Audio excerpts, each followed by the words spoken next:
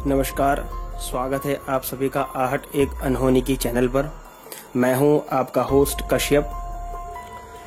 दोस्तों, पिछली कहानी आपको याद होगी। पिछली कहानी में जैसे मैंने आपको बताया था कि किस तरीके से मेरी कामाख्या की यात्रा के दौरान मुझे एक तांत्रिक मिले थे और उनसे मेरी काफ़ी लंबी चर्चा हुई थी।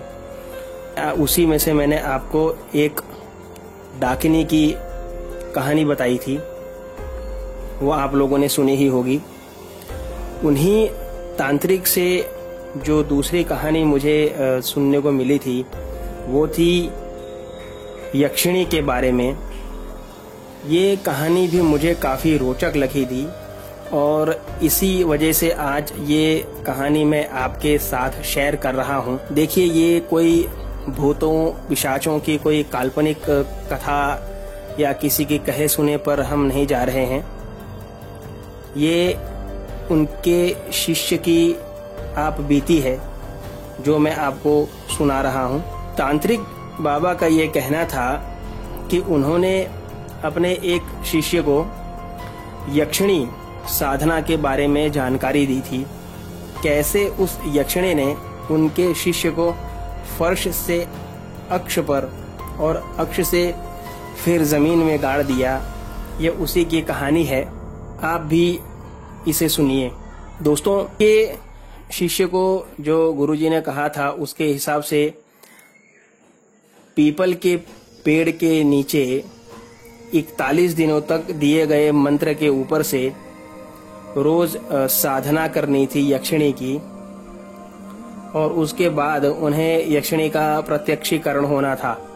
के शिष्य ने दुर्गा सप्तशती का पाठ करने के बाद रोज यक्षिणी साधना करने के लिए रात को पीपल के पेड़ के नीचे जाते, जो उनके गांव के घर से करीब 50-60 मीटर दूर ही था, कुछ ज्यादा दूर नहीं था। वो रोज पीपल के पेड़ के नीचे जाते और वहां जाकर साधना के 19वें दिन उन्हें यक्षिणी का प्रत्यक्षीकरण हुआ। यक्षिणी उनके सामने आई और काफी सौम्य स्वरूप में उनके सामने आई।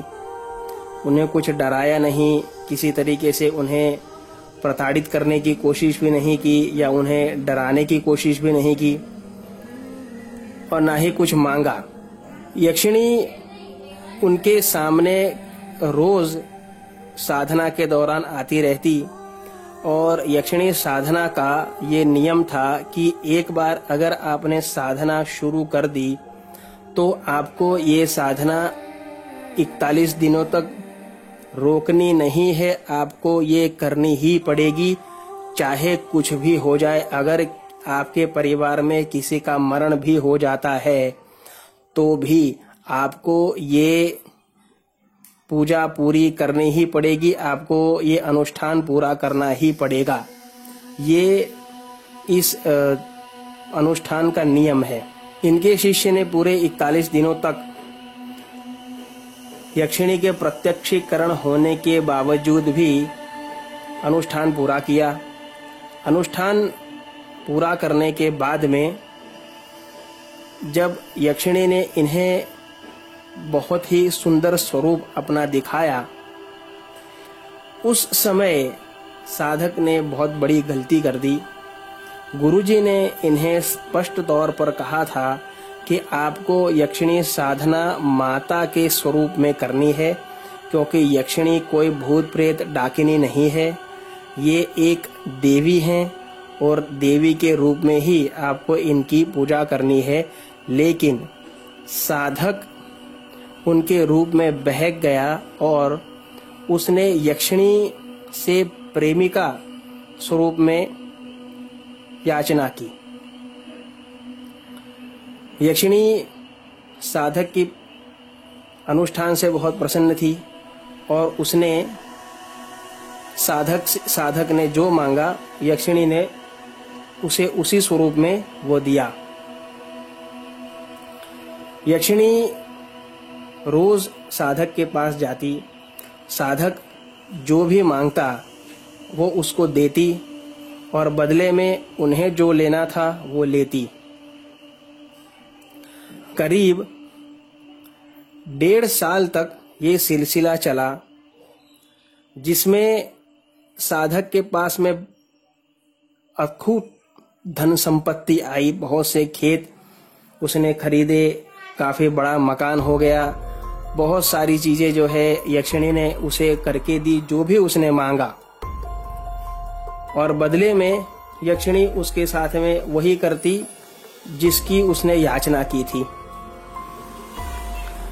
यक्षिणी साधना में एक चीज और भी प्रत्यक्ष तौर पर उभर कर आई, वो ये थी कि अगर साधक प्रेमिका स्वरूप में यक्षिणी की याचना करता है तो फिर अगर साधक बीमार है या कुछ भी है तब भी उसे यक्षिणी की इच्छा पूरी करनी ही होगी। इंसान की एक अपनी लिमिटेशन होती है और एक चीज होती है जो पुरुष के अंदर की जो बहुत अच्छी खूबसूरती भी अगर उसके सामने है लेकिन ज्यादा दिनों तक रहे तो वो उससे भी ऊब जाता है। और यही इस साधक के साथ हुआ। जब यक्षिणी इसके पास में आई तो इसने यक्षिणी को मना करना शुरू कर दिया कि आज चली जाओ, मुझे आज तुमसे कोई संबंध नहीं बनाना है, या फिर मैं तुम्हारे साथ में अब किसी भी तरीके का संबंध नहीं रखना चाहता हूँ। इस तरीके की चीजें साधक ने शुरू कर दी और यही साधक की सबसे बड़ी गलती हुई। यक्षिणी ने अपने साधक को शारीरिक तौर पर कोई परेशानी नहीं दी। ऐसा नहीं कि उसे डराया हो या मारा हो या कोई रौद्र स्वरूप दिखाया हो, ऐसा कुछ भी नहीं किया। यक्षिणी प्रत्यक्ष होना बंद हो गई, लेकिन तभी से साधक की बर्बादी भी शुरू हो गई। धीरे धीरे वही जो 1.5 साल में साधक ने धन संपत्ति अर्जित की थी, वह सारी धन संपत्ति चली गई। और जिस समय गुरुजी से बात हुई थी उस समय तक साधक संपूर्ण तौर पर बर्बाद हो चुका था।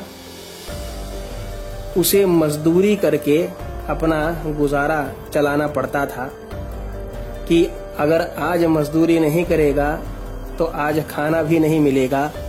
इस तरीके की परिस्थिति हो गई थी साधक की। और यक्षिणी को प्रेमिका के स्वरूप में सिद्ध करने के बाद में साधक की ये हालत हो गई कि साधक अब शादी नहीं कर सकता, क्योंकि अगर शादी करेगा तो यक्षिणी उसे मार डालेगी।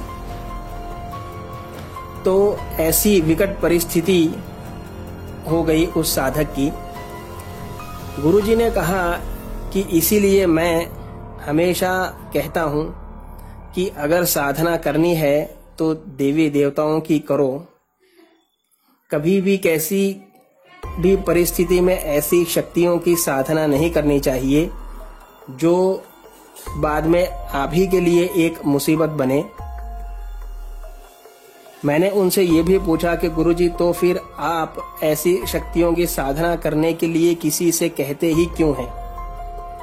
उन्होंने कहा कि जैसे हर इंसान कुछ न कुछ गलती करता है, वैसे ही मैंने भी इन चीजों के बारे में लोगों को बता करके गलती की थी, लेकिन मैंने अपनी गलती सुधार भी ली है कि कभी भी किसी को भी इन सब चीजों के बारे में अब मैं जानकारी नहीं देता हूं।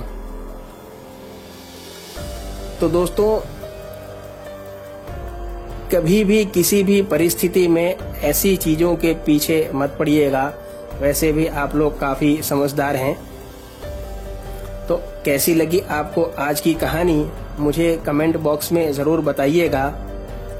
तो मिलते हैं अगली कहानी में। तब तक स्टे होम, स्टे सेफ,